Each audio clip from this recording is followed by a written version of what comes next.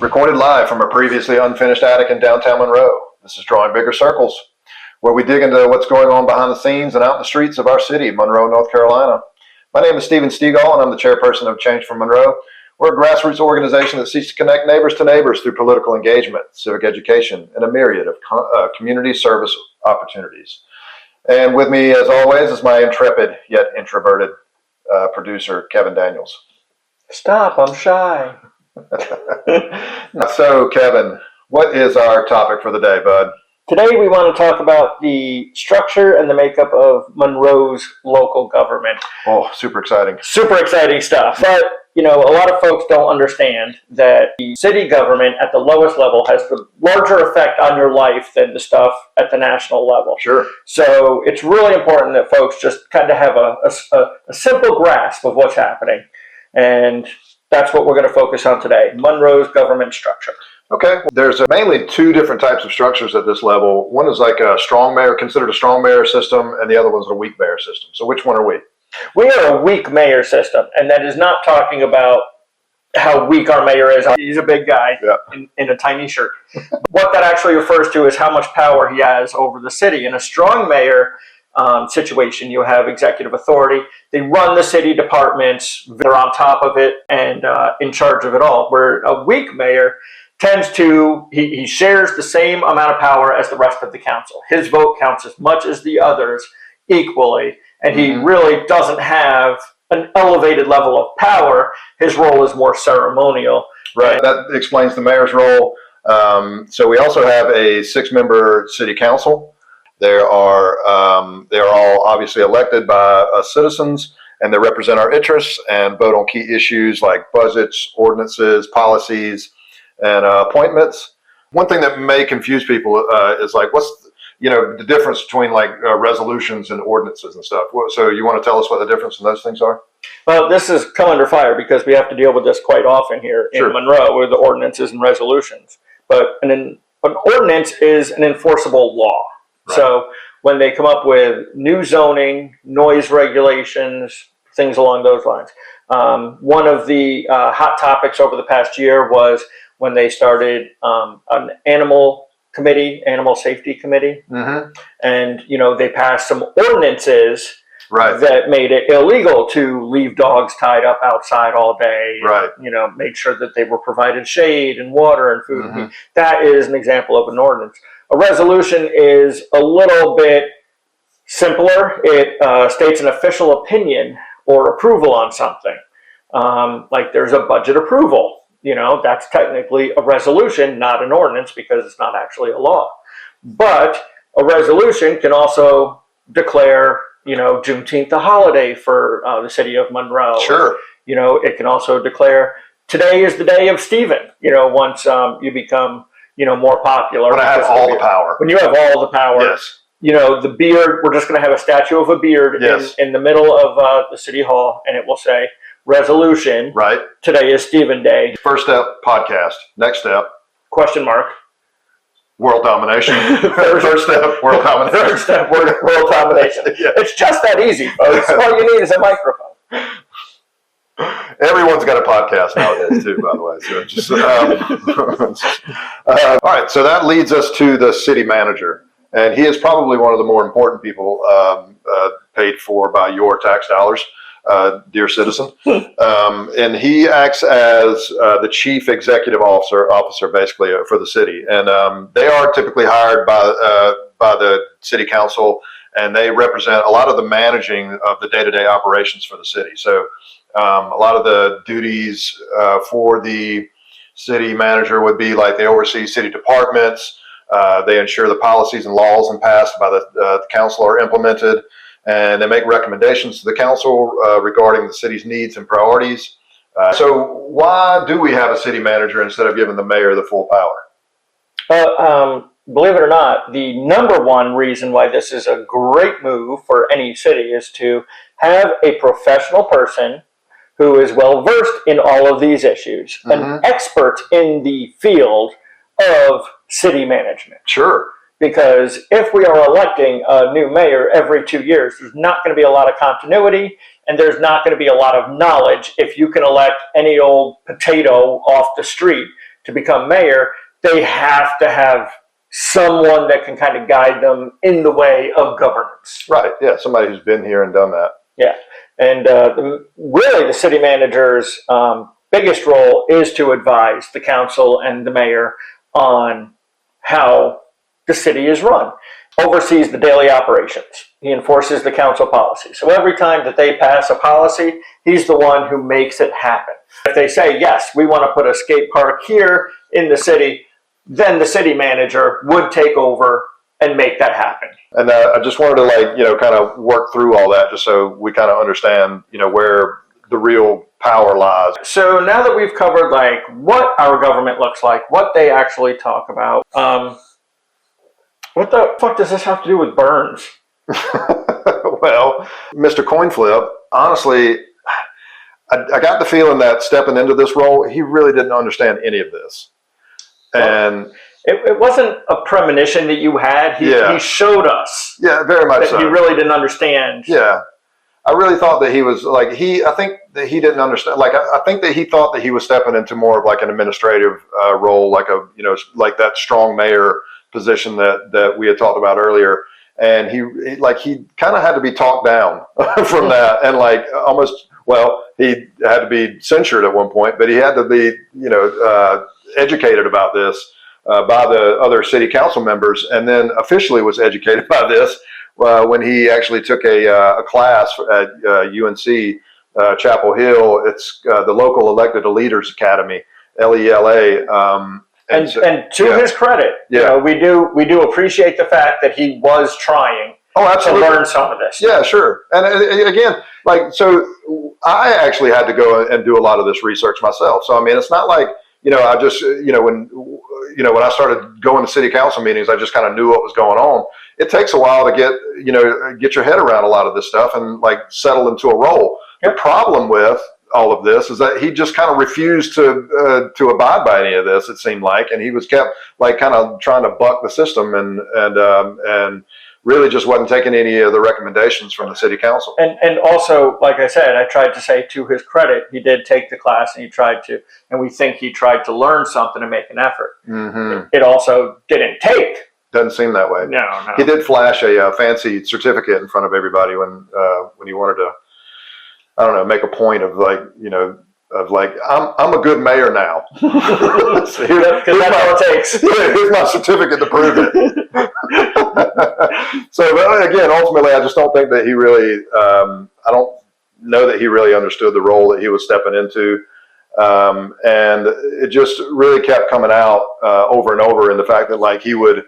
Make resolutions for the entire city based on controversial things the Roe v. Wade thing. He just, the city of Monroe is celebrating the fact that Roe v. Wade was, overturned on this date and such, and without any input from the council, basically just kind of, took it upon himself to, I think he just presented it to the city clerk basically, and she just released it, if I'm not mistaken, and no ill will towards the city clerk. She was doing her job, but he again overstepped his role here and really just wanted to take control of the city and make it his utopian paradise for himself. He has his little clubhouse, the Monroe Prayer.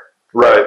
Yeah, Monroe Prayer or something like that. There you go. And then he put City Hall as the address. Big mistake. And I mean, I really feel like someone who is flashing a certificate around town probably should have known that was an inappropriate thing. Whether it's a private club, a private organization, or your business, that does not mix with City Hall and politics when you're supposed to be mayoring for the entire city. Yeah, he's very much ready, aim, fire. It seems that way. Or ready, fire, aim. I think that's what I was going for there. Sorry. All right, keep trying. Let me know when you got it. So I think I did the same thing. And two, part of, what I feel like he doesn't really understand is governing for the entire city as well. And so he's constantly talking about not feeling the need to represent, all of the city because all the city didn't vote for him. And so he still uses his official title on all his social media stuff. It just says, Mayor Robert Burns. So we wanted to give you that primer ahead of time so that you guys know how your local government works, so that you could really just recognize where Burns oversteps his bounds. Truth is, he doesn't really care about this structure, like I mentioned earlier. And if he did, he wouldn't be constantly trying to undermine and thwart, the system that he's been elected to. So he also, just tries to restructure election rules that he doesn't agree with, and that is not really something that everybody's happy about at the moment, like we touched on in the last episode. Going forward, I think that he's gonna, bite off more than he can chew. But I'm looking forward to that day. So I really feel that Burns's overall goals, I just don't feel like they have anything to do with Monroe. And Dotson aside, because honestly, I think that Dotson at some point is probably going to head himself back to Charlotte when Monroe loses its usefulness to him too. But I really don't feel like you can say the same for the other city council members.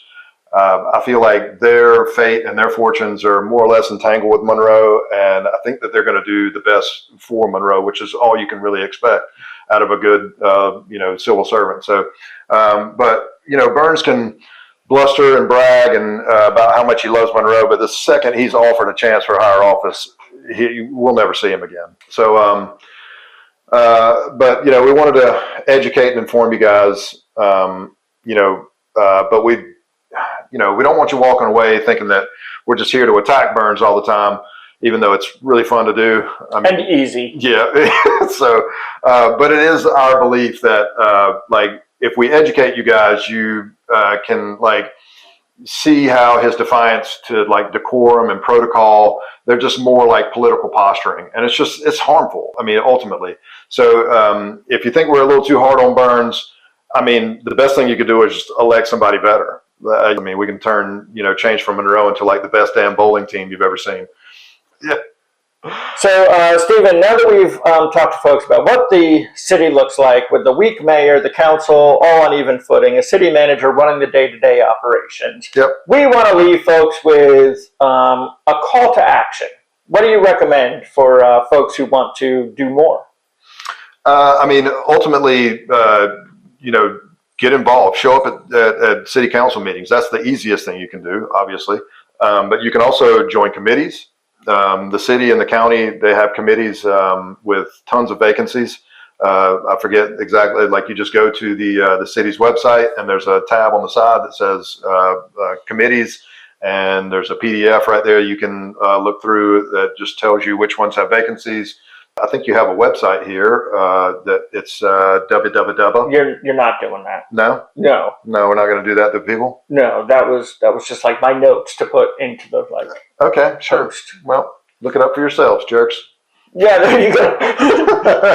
So, there you go. Or right. Click the link in the wherever you found this podcast. Right. All right, Stephen. We kind of joked about becoming a bowling league and stuff like that, because this is not how you want to spend your Monday evening. No, honestly, if you'd have told me that I would be, on a podcast, a couple years ago, trying to save my city from assholes, I would have thought you were crazy. Ultimately, this is just not my natural habitat. I'm not some, civil rights activist or community organizer, really. I'm certainly not a podcast host. I'm a pretty decent carpenter and a mediocre gardener.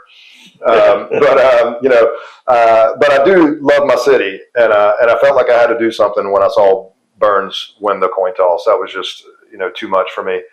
So Change for Monroe has essentially, we're like an antibody response to all these foreign invaders that came into Monroe a couple years ago. But all of those things that I'm mentioning, the activism and the community organizing, that's something that we're calling on you guys to do. We would like for you guys to come join us and do this together so that we can make this more of a community. As I mentioned earlier, I really don't think that Burns is going to be here much longer.